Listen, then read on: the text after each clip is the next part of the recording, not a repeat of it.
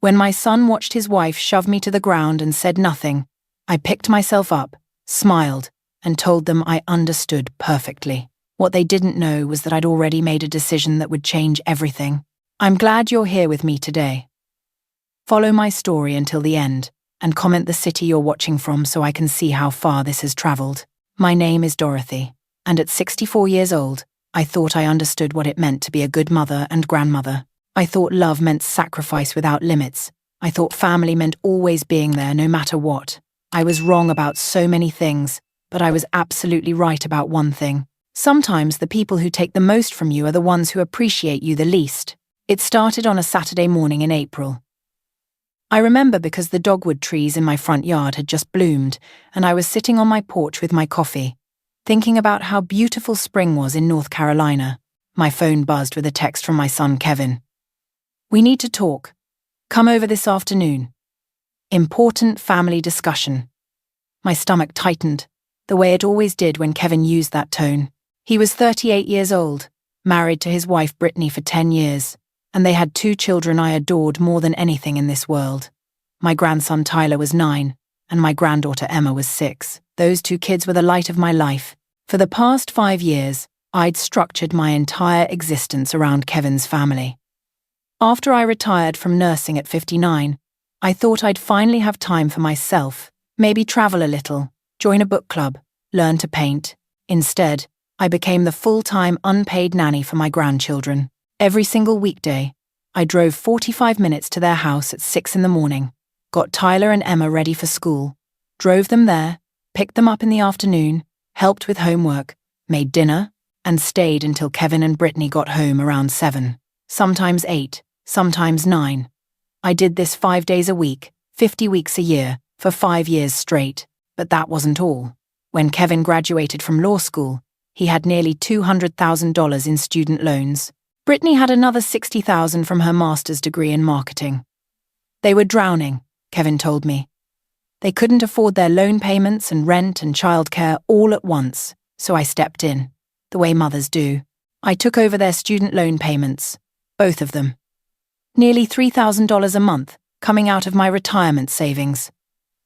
I did the math once. Over 5 years, I'd paid over $170,000 toward their education debt. And then there was the rent. Their apartment in a nice neighborhood cost $2,200 a month. Kevin and Brittany decided they needed to save for a house, so they asked if I could help with rent. Just for a little while, Kevin had said. Just until we get on our feet. That was 4 years ago.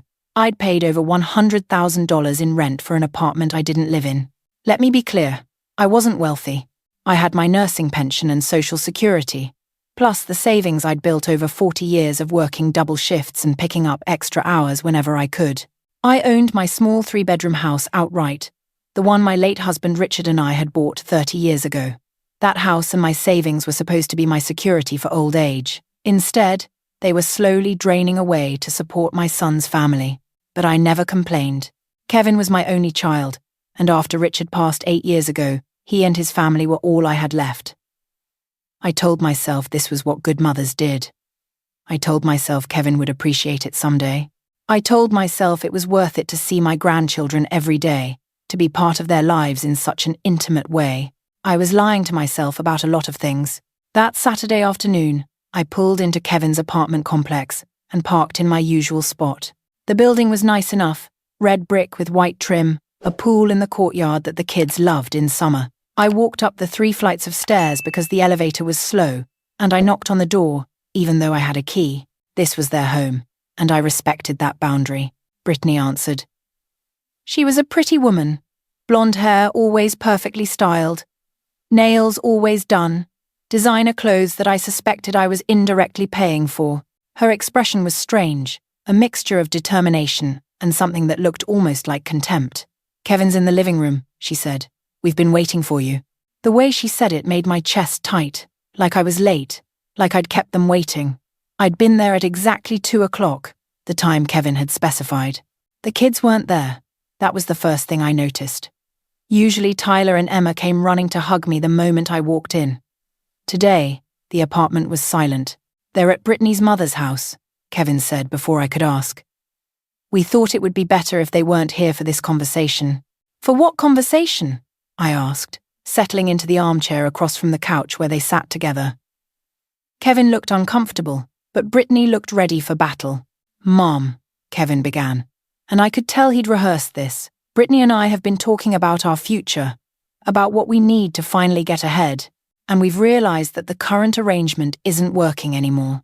My heart started beating faster. After everything I'd done, after 5 years of sacrifice, they were finally going to take responsibility. Kevin must have gotten that promotion he'd been hoping for. Maybe Brittany's business had taken off. They were ready to stand on their own feet. I felt a wave of relief wash over me. I understand, I said, smiling. You want to start taking over the loan payments. We could do it gradually. Maybe you start with one and I'll keep paying the other until you're ready. Kevin and Brittany exchanged a look. That's not what we meant, Mom, Kevin said. Brittany leaned forward, her voice crisp and businesslike.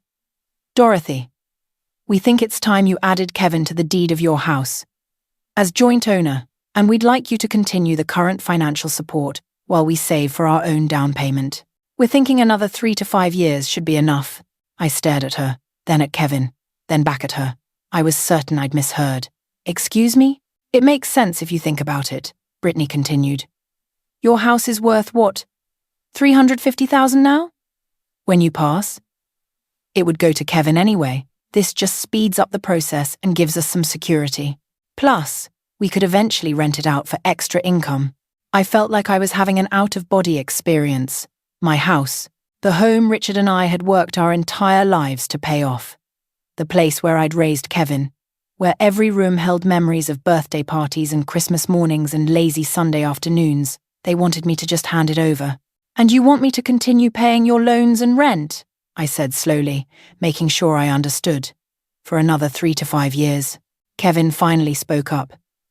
Mom, you're retired. You don't have any major expenses. Your house is paid off. This money would just sit in your accounts anyway. We need it more than you do. The casual cruelty of his words took my breath away.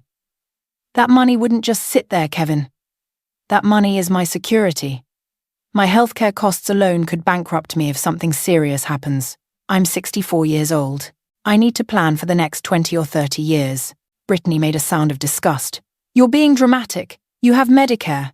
Medicare doesn't cover everything, I said, my voice getting sharper. And I've already given you nearly $300,000 over the past 5 years. $300,000, Kevin. That's not counting the unpaid childcare. I provide 40 hours a week. You choose to watch the kids, Brittany shot back. We never forced you. I stared at her in disbelief. You told me you couldn't afford daycare. You told me you'd have to quit your jobs if I didn't help. I chose to help because you asked me to. Well, maybe it's time to reconsider, Brittany said, and something ugly flickered in her eyes. Maybe if you're going to keep throwing your sacrifices in our faces, we should just put the kids in daycare and you can spend your precious retirement alone. The threat hung in the air like poison. My grandchildren. She was threatening to take away my grandchildren if I didn't comply with their demands. Kevin, I said quietly, are you really going to sit there and let your wife threaten me? He looked away. Mom, she's not threatening you. She's just saying that we need to think about what's fair for everyone. Fair? I repeated. I've given your family everything I have. I've sacrificed my retirement, my savings, my time, my health. I threw out my back last year carrying Emma up those 3 flights of stairs when the elevator was broken. I've had to take anxiety medication because I never get a moment's peace. And you're talking to me about fair? You're doing that thing again, Kevin said, and now his voice had an edge to it, making everything about you. Making us feel guilty for asking for help. I couldn't believe what I was hearing. Kevin, I said, choosing my words carefully. I love you and I love your family. But what you're asking me to do would leave me with nothing. If I add you to my house deed and something happens to your marriage, I could lose my home.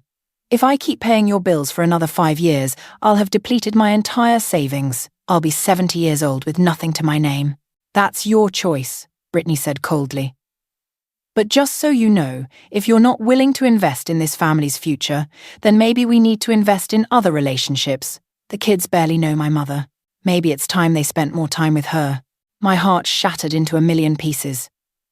After everything I'd done. After 5 years of being there every single day. After all the money, all the time, all the love I'd poured into those children. She was threatening to replace me like I was a faulty appliance. I stood up. I think I should leave. Mum, wait, Kevin started, but Brittany grabbed his arm. Let her go, she said. Let her think about what she's throwing away. I walked toward the door, my hands shaking, my heart pounding. I couldn't believe this was happening. I couldn't believe my son had become this person. And then Brittany did something that changed everything. She followed me to the door and grabbed my arm, spinning me around. You're not going to ruin our plans, she hissed. You're going to sign that deed, and you're going to keep paying our bills, or you'll never see those kids again. Do you understand me?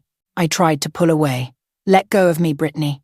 Instead, she shoved me, hard. I stumbled backward, my shoulder hitting the doorframe, pain shooting down my arm.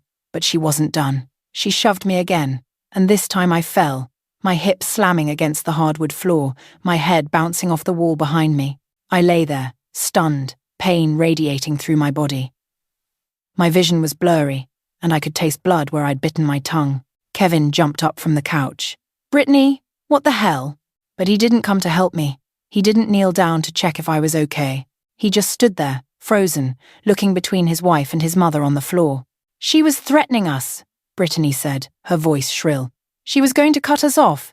I pulled myself up slowly, using the doorframe for support. My whole body was screaming in pain, but something else was happening inside me. Something was breaking, yes, but something else was forming in its place. Clarity. Kevin, I said quietly, looking at my son, I want you to understand something. I just watched your wife assault me, and you did nothing. You stood there and did nothing. Mom, you're exaggerating. You just fell. I have bruises forming on my arm and my hip. My head hit the wall. And you're telling me I'm exaggerating? He looked away. I think you should just go home and calm down. We can talk about this later when everyone's less emotional. Less emotional. I'd been attacked in his home, and he wanted me to calm down. I picked up my purse from where it had fallen. Okay, I said. The word felt strange in my mouth. Light. Free. Okay, Kevin repeated, confused. So you'll think about what we discussed? I smiled at him. It wasn't a happy smile. It was the smile of a woman who had finally seen the truth. I'll think about it, I said, and then I left. I drove home in silence, no radio, no phone calls, just the hum of the road and the throbbing pain in my body. When I got home, I sat in my driveway for 10 minutes, just breathing. Then I went inside and looked at myself in the bathroom mirror. There was a red mark on my cheek that would probably bruise. My arm had finger-shaped marks where Brittany had grabbed me. My hip was already turning purple. I took photos with my phone, careful to capture every injury. Then I drove myself to the emergency room. The ER doctor was kind, a young woman with concerned eyes who asked me twice if I wanted to involve the police. I said yes. An officer came and took my statement while they were treating me. The doctor documented everything. A mild concussion, contusions to my hip and arm, soft tissue damage to my shoulder. She gave me paperwork and told me to follow up with my primary care physician. I went home and slept for 12 hours. When I woke up Sunday morning, I had 37 missed calls, 29 from Kevin, 8 from Brittany. The texts ranged from angry to panicked to pleading. The voicemails were similar. Kevin's evolved from "we need to talk about yesterday" to "Mom, please call me back" to "Brittany's really sorry, she didn't mean to hurt you." Brittany herself never apologized. Not once. Not in any of those messages. I didn't call them back. Instead, I called my bank. I cancelled the automatic transfers to the student loan accounts. I cancelled the automatic payment to their landlord. I requested new account numbers for all my accounts. The bank representative asked if I wanted to flag potential fraud. No fraud, I said. Just family. Next, I called my lawyer. I'd known Marcus for 20 years. His wife had been a patient of mine once, and he'd helped Richard and me with our wills years ago. I told him everything. The demands, the assault, the threats about my grandchildren. "Dorothy," he said gently, "you need to file for a protective order. This woman assaulted you. She's married to my son. She's the mother of my grandchildren. That doesn't give her the right to put her hands on you, and using the children as leverage is a form of coercion. In some states, it could be considered blackmail. I made an appointment to see him the next day. Then I called my sister Gloria in Florida.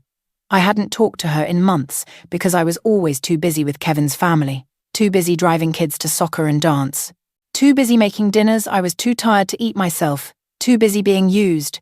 Gloria listened to everything and then said 2 words, "Come here." 3 weeks later, I had closed on the sale of my house. The market in North Carolina was hot, and I got $420,000 for my little 3-bedroom. I packed my life into boxes, hired movers, and headed south to Florida, where Gloria and her husband had a guest house they'd been trying to get me to move into for years. But before I left, there were a few things I needed to handle. I met with Marcus and updated my will. Kevin had been my sole beneficiary. Now, 50% would go to a trust for Tyler and Emma, accessible only when they turned 25, and only for education, housing, or medical expenses. The other 50% would go to charity. Kevin would receive nothing.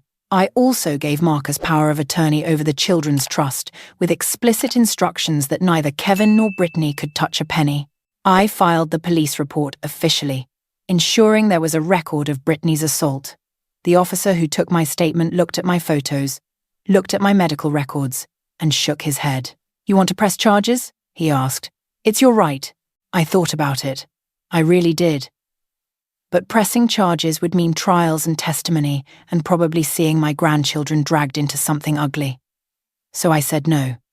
"But I wanted it on record," I said. "In case anything else happens." The officer nodded. "It's in the system. If there's any future incident, this will be here."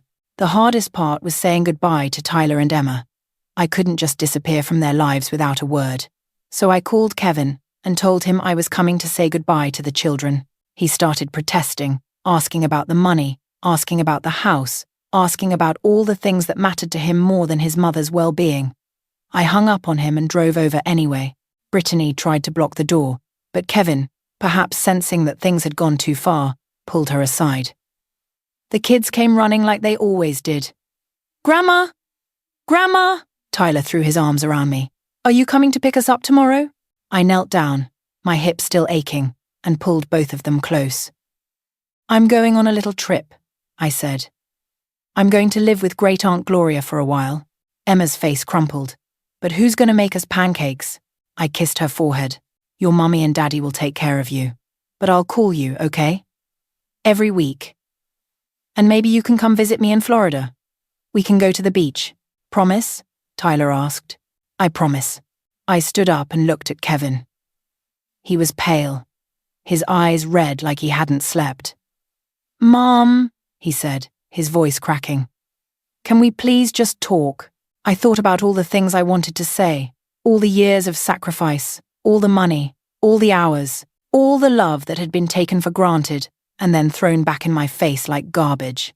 "I already said everything I needed to say, Kevin. Now I need you to listen to what I'm about to tell you. The loan payments are stopped. The rent payments are stopped. My accounts are closed. I've sold my house. I'm moving to Florida. And if you or Brittany try to contact me to ask for money or threaten me in any way, I will file charges for assault and I will seek a restraining order." Kevin's face went from pale to white. "Mum, you can't just abandon us." "I'm not abandoning you," I said quietly. "I'm finally stopping abandoning myself. You're 38 years old, Kevin. You're a lawyer. Brittany has a master's degree. You have 2 incomes. It's time you lived on them." "But the loans," Brittany stammered, "they'll destroy our credit." "That's not my problem anymore." I hugged the kids one more time, breathed in their sweet little kid smell, and walked out the door. The first month in Florida was hard. I cried a lot. I missed Tyler and Emma with a physical ache that felt like grief. Gloria held me while I sobbed, made me cups of tea, and reminded me that I'd made the right choice. Kevin called 143 times that first month. I know because I counted. Brittany called 87 times. The voicemails ranged from furious to desperate. The landlord had given them 30 days to find the rent money or leave. The loan servicers were demanding payment. Their perfect life was crumbling, and they wanted me to fix it. I didn't answer, not once. Eventually, through a mutual friend back home, I learned what happened next. Kevin and Brittany lost the apartment. They moved in with Brittany's mother, the same woman who was supposed to replace me in my grandchildren's lives. Apparently, Grandma Carol wasn't quite as willing to provide free childcare as I had been. She had her own life, her own friends, her own activities. Funny how that works. Kevin's law firm put him on a performance improvement plan. Turns out that when you're not sleeping well, and you're fighting with your wife, and you're stressed about money, your work suffers. Brittany's marketing business, which she'd been running part-time while I raised her children, couldn't scale up fast enough to replace my contributions. They filed for bankruptcy 8 months later. Some people might call that karma. I just call it consequences. It's been 2 years now.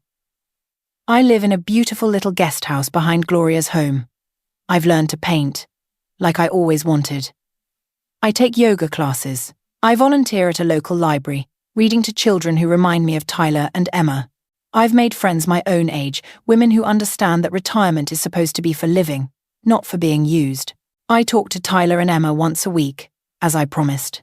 They FaceTime me and show me their school projects and tell me about their friends. Kevin and Brittany can't stop me from that, and they know better than to try. The assault is on record. My lawyer's number is in my phone. Last month, Kevin called me. Not to ask for money this time, just to talk, he said. We talked for an hour. He told me things were hard.